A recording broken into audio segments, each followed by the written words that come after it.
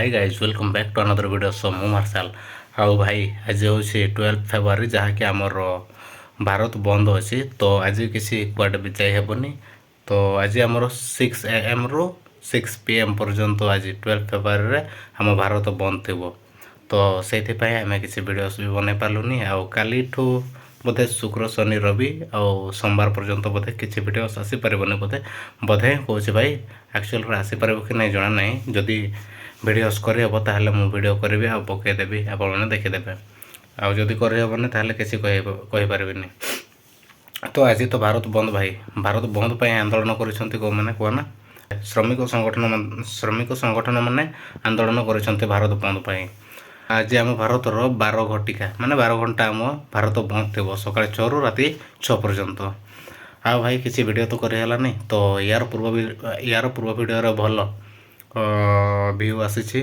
भल यार previous video भाई भल रेस्पॉन्स देछ तो से बहुत बहुत धन्यवाद thank you so much guys आमती ही आहरी सपोर्ट करूँ मु डेली वीडियो करी याठार केबे कहना सोमवार आसंता सोमवार ठार मु डेली वीडियो पकेबी बहुत भल भल इंटरेस्टिंग वीडियो भी पकेबी सो मो वीडियो रे जोड़े रुहतु आ चैनल को सब्सक्राइब कर दिंतु आ जो वीडियोटा देखिए ताको लाइक कर देके शेयर कर दिंतु फ्रेंड मान पाखक सो एतकी ही भाई रिक्वेस्ट मोर आप पाखे तो किसी ना आज तो किसी करहला ना आ गोटे कथा भाई जोटा कि आमर रिसेंटली होता से जानिछ कि नहीं मुझे कहीपरि आम सान्ताड़ी इंडस्ट्री रो कथा कहूँ जहाँकि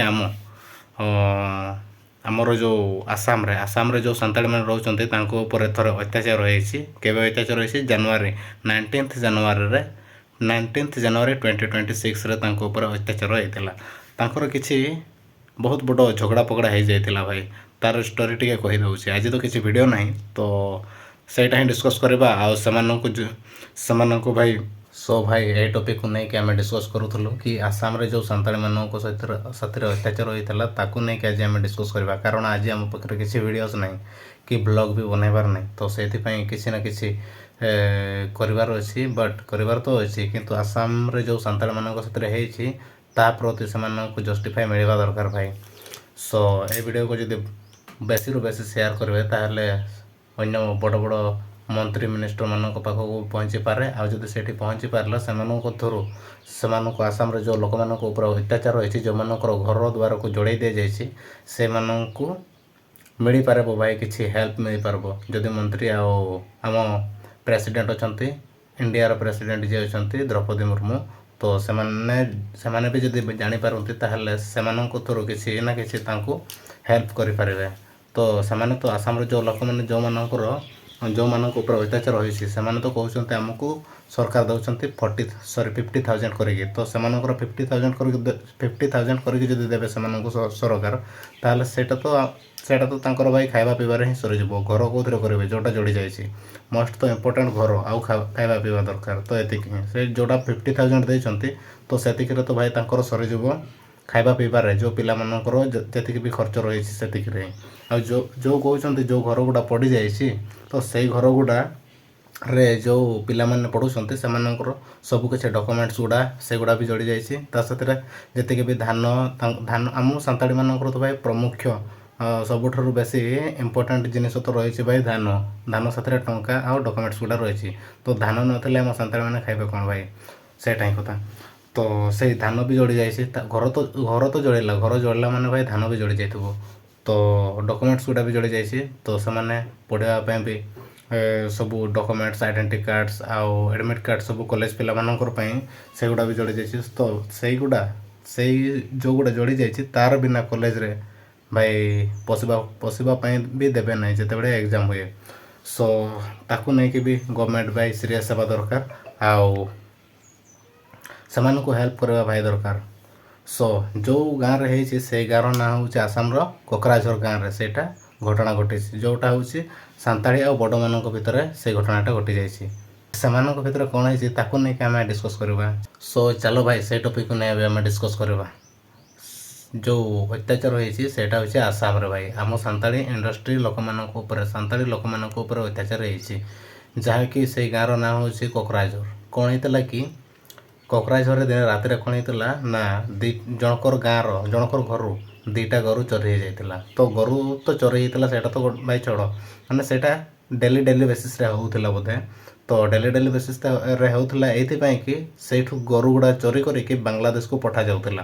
ତ ସେଇଥିପାଇଁ ଲୋକମାନେ ରାଗିରେ କ'ଣ ଥିଲେ ନା ଦିନେ ସେମାନେ ୱେଟ୍ କଲେ, ରାତିରେ ୱେଟ୍ କଲେ କିଏ ଆସୁଛି ଚୋରି କରିବା ପାଇଁ ଦେଖିବା ପାଇଁ ରାତିରେ ଜଗି ରହିଲେ। ଆଉ ତାପରେ କ'ଣ ହେଲା କି ଗୋଟେ ସ୍କର୍ପିଓରେ 3 ଜଣ ଲୋକ ଆସିଲେ। 3 ଜଣ ଲୋକ ଆସିବା ମାତ୍ରେ ସେଇ ଗାଁର ଲୋକମାନେ କ'ଣ କଲେ, ତାଙ୍କୁ ଅଟକାଇବା ପାଇଁ ଚାହିଁଲେ।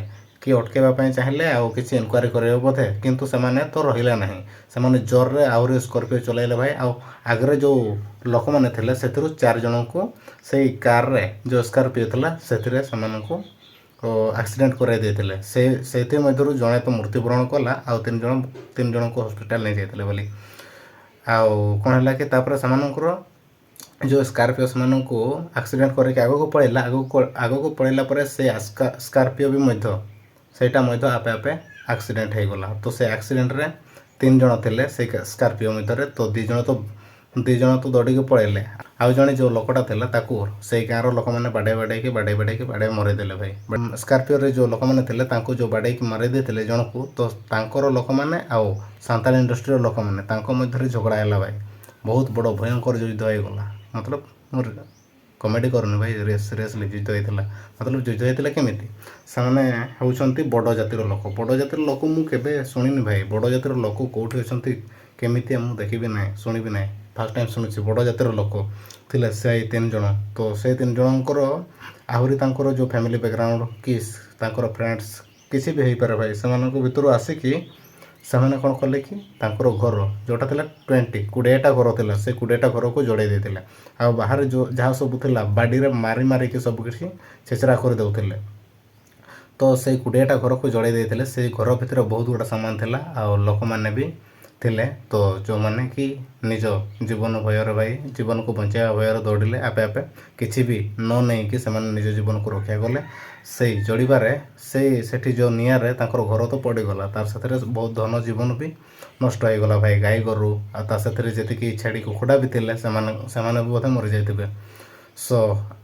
ସରକାର ବି ତାଙ୍କୁ କେମିତି ହେଲ୍ପ କରୁଛନ୍ତି କି ନାହିଁ ଏବେ ତ କିଛି ସିଚୁଏସନ୍ ଜଣା ନାହିଁ ଭାଇ। ତ ଥରେ ତ ନ୍ୟୁଜ୍ରେ ମୁଁ ନିଜେ ବି ଦେଖିଥିଲି କି ଗୋଟେ ସ୍ତ୍ରୀ ଲୋକଟା କହୁଛି ଯେ ସରକାର ତାଙ୍କୁ 50,000 କରିକି ଦେଉଛନ୍ତି। ତ 50,000 ତାଙ୍କର କିଛି କାମକୁ ଆସିବ ନାହିଁ, କାରଣ 50,000ରେ ଘର ବି ହେବ ନାହିଁ କି ଖାଇବା ପିଇବାର ବି ହେଇପାରିବ ନାହିଁ। ଘର ତ ନିହାତି ଜରୁରୀ ଭାଇ, ଆଉ ଖାଇବା ପିଇବା ଭାଇ ଜରୁରୀ।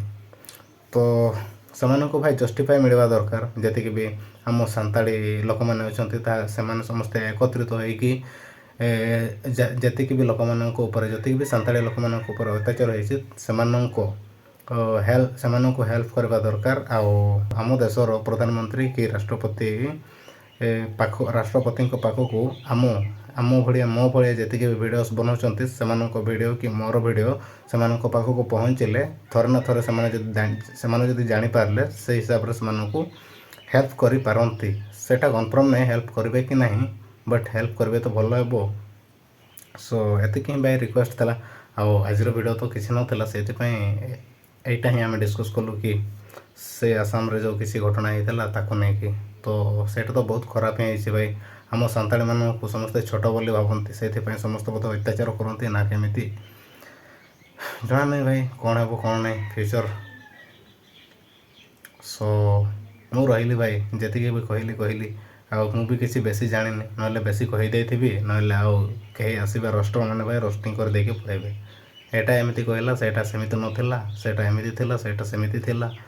ତ ମୁଁ ତ ବେଶୀ କିଛି ଜାଣିନି। ଆଉ ଭାଇ ନୂଆ ୟୁଟ୍ୟୁବ୍ ବି ଖୋଲିଛି, ନୂଆ ୟୁଟ୍ୟୁବ୍ ବି ଚଲେଇଛି। ଯଦି ଆପଣମାନଙ୍କର ସପୋର୍ଟ ଥିବ ତାହେଲେ ମୁଁ ଆଗକୁ ଗ୍ରୋ କରିପାରିବି। ଆଉ ଭାଇ ମୋର ବି ଇନକମ୍ ମତଲବ ପଇସାର ବହୁତ ନିଡ୍ ଅଛି। ତାହେଲେ ଯଦି ଆପଣମାନଙ୍କର ସପୋର୍ଟ ଥିବ ଆଉ ମୁଁ ଯଦି ମନିଟାଇଜ୍ କରିପାରିଲି ୟୁଟ୍ୟୁବ୍ ଚ୍ୟାନେଲ୍କୁ, ତାହେଲେ ଭାଇ କିଛି ନା କିଛି ଇନକମ୍ ତ ହେଇପାରିବ। Because I M now students ଭାଇ। ମୁଁ ଏବେ ପର୍ଯ୍ୟନ୍ତ ପଢ଼ୁଛି କଲେଜରେ ଭାଇ। ବେଶୀ କିଛି ମୁଁ ମୋ ଡିଟେଲ୍ସରେ କିଛି କହିବିନି। ତ ସମସ୍ତେ ତ ମୋ ଭିଡ଼ିଓସ୍ ଦେଖୁଛନ୍ତି, ଯେତିକି ବି ଦେଖୁଛନ୍ତି, ତ ବହୁତ ଧନ୍ୟବାଦ ଭାଇ ସମସ୍ତଙ୍କୁ ଯଦି ମୋତେ ସପୋର୍ଟ କରୁଛନ୍ତି। ଆଉ ଯଦି ନୂଆ ଦେଖୁଛନ୍ତି ତାହେଲେ ଭିଡ଼ିଓଟିକୁ ଲାଇକ୍ କରିବେ, ସେୟାର କରିବେ, ଆଉ ସବସ୍କ୍ରାଇବ୍ ତ ନିହାତି କରିବେ ଭାଇ। କାରଣ ନେକ୍ସଟ ଭିଡ଼ିଓକୁ କେମିତି ଦେଖିବେ ବିନା ସବସ୍କ୍ରାଇବ୍ କରିକି।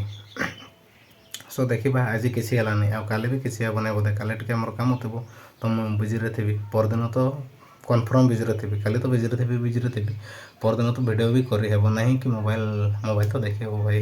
କିନ୍ତୁ ବହୁତ ଲୋକମାନଙ୍କ ଆଗରେ ଭିଡ଼ିଓ କରିବା ଟିକେ ନୂଆ ଟିକେ ପ୍ରୋବ୍ଲେମ୍ ହୁଏ। ଆଉ ଥରେ ଯେତେବେଳେ ମୁଁ କୁଆଡ଼େ ଯିବି କାଲି ଆକ୍ଚୁଆଲି ମୋତେ ଯିବାର ଅଛି, ହେଲେ ମୁଁ କୁଆଡ଼େ ଯିବି ସେଇଟା ନେକ୍ସଟ ମତଲବ ଆଉ ଥରେ ସେଇ ଜାଗାକୁ ଯେତେବେଳେ ଯିବି ସେତେବେଳେ ଦେଖେଇଦେବି। ଫାର୍ଷ୍ଟ ଟାଇମ୍ ଯିବି ତ ସେତେବେଳେ ମୁଁ ଦେଖେଇ ପାରିବିନି ଭାଇ, ନହେଲେ କିଏ କ'ଣ ଭାବିବ କିଛି ଜଣା ନାହିଁ। ଲୋକଙ୍କର କାମ ହିଁ ସେଇଟା କି ଜଣେ ଯାହା କରୁଛି ତାକୁ ନେଇକି ଟ୍ରୋଲ୍ କରିବା, ତାକୁ ନେଇକି କହିବା ଲୋକଙ୍କର କାମ ହିଁ ଭାଇ ସେଇଟା। ସୋ ସେଗୁଡ଼ାକୁ ଆମେ ଧ୍ୟାନରେ ରଖିବା ନାହିଁ। ସେଗୁଡ଼ାକୁ ଯଦି ଆମେ ଧ୍ୟାନରେ ରଖିବା ତାହେଲେ ନିଜେ କେମିତି ଉନ୍ନତି କରିବା ଭାଇ, ଗ୍ରୋ କେମିତି କରିବା। ମୁଁ ତ କିଛି କହିପାରିବିନି। ମୋତେ କେତେ ହେଟ୍ କରନ୍ତି କେଉଁମାନେ, ଆଉ କେଉଁମାନେ ଲଭ୍ କରନ୍ତି କହିହେବନି ଭାଇ। ସୋ ମୋର ଡେଲି ଭିଡ଼ିଓ ଆସିବ, ଆଉ ଡେଲି ମୋତେ ଭାଇ ରେସ୍ପନ୍ସ ସପୋର୍ଟ ଦରକାର ଭାଇ। ମୁଁ ବି ଭାବୁଛି ଯଦି ବାଇଚାନ୍ସରେ ୟୁଟ୍ୟୁବର୍ ହେଇପାରିବି ତ ବହୁତ ବଢ଼ିଆ ଭାଇ। ଆଜିକାଲି ଫ୍ରିଡ଼ମ୍ ହେଇକି ଭାଇ ୟୁଟ୍ୟୁବ୍ ଚଲେଇଲେ ଟିକେ ଫ୍ରିଡ଼ମ୍ ହେଇକି ରହିବାକୁ ପଡ଼ିବ। ଆଉ ଯଦି ଜବ୍ ବି ଭଲ, କିନ୍ତୁ ଜବ୍ରେ କ'ଣ ହୁଏ ନା, ଜବ୍ରେ ଆମର ଇଏ ବି ଥିବ ଫିକ୍ସ ହିଁ, କ'ଣ ନା ସାଲାରୀ ବି ଫିକ୍ସ ଥିବ, କିନ୍ତୁ ୟୁଟ୍ୟୁବରେ ଫିକ୍ସ ନଥାଏ ଭାଇ। ଅନଲିମିଟେଡ଼ ମତଲବ ଆଜି ଯଦି 10,000 କାଲିକୁ 20,000 ବି ହେଇପାରେ, ପରଦିନକୁ 30,000 ବି ହେଇପାରେ, 50, 1 ଲାଖ 2 ଲାଖ ବି ହେଇପାରେ ଭାଇ, ସେଇଟା ଭ୍ୟୁ ଉପରେ ଡିପେଣ୍ଡ କରେ। କିନ୍ତୁ ଜବ୍ରେ କ'ଣ ହୁଏ, ପ୍ରମୋସନ୍ ମିଳିବ, ଯଦି ବି ମିଳିବ ତାହେଲେ 5,000 ଏକ୍ସଟ୍ରା, ନହେଲେ 10,000 ଏକ୍ସଟ୍ରା। ମନେକର 30,000 ମିଳୁଛି ଜବ୍ରେ ମନ୍ଥଲି ବେସିସ୍ରେ, ତ ନେକ୍ସଟ ଯଦି ପ୍ରମୋସନ୍ ମିଳିଲା ତାହେଲେ ତ ଭଲ କଥା, ହେଲେ 30ରୁ 35 ହେବ, 35ରୁ 40 ଏତିକି ହିଁ ହେଇପାରେ ଭାଇ। କିନ୍ତୁ ସେଇଟା ଫିକ୍ସ ହେଇକି ଥାଏ, କିନ୍ତୁ ଆମର ସେମିତି ନାହିଁ ୟୁଟ୍ୟୁବରେ ଲିମିଟ୍ ନଥାଏ ଭାଇ। କେବେ ଉପର ବି ହେଇପାରେ, କେବେ ନିଚେ ବି ହେଇପାରେ, କେବେ ଉପର ବି ହେଇପାରେ।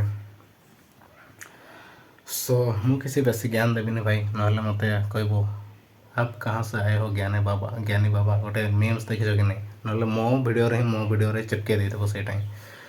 ସୋ ଚାଲ ମୁଁ ଏବେ ପାଇଁ ରହୁଛି। ଯଦି ମୁଁ ଆଗକୁ ଭିଡ଼ିଓ କରିବି ତାହେଲେ ତ ଭଲ କଥା, ଆଉ ଯଦି ଏବେ ଭିଡ଼ିଓ କରିପାରିବିନି ତାହେଲେ ସେଇଟା ବି କହିହେବନି ଭାଇ। ଯଦି କରିଲି ଠିକ୍ ଅଛି, ନହେଲେ କରିବିନି ଯଦି ଏବେ ମାନେ ଆଜି, ତାହେଲେ ଦେଖା ହେବା ନେକ୍ସଟ ଭିଡ଼ିଓରେ। କେବେ ଆସିବ ସେଇଟା ଭାଇ ୱେଟ୍ କରୁଥିବ, ଆଉ ଚ୍ୟାନେଲକୁ ସବସ୍କ୍ରାଇବ୍ କରିକି ରଖିଦେବ। ସୋ ସି ୟୁ ଭାଇ ସୁନ୍।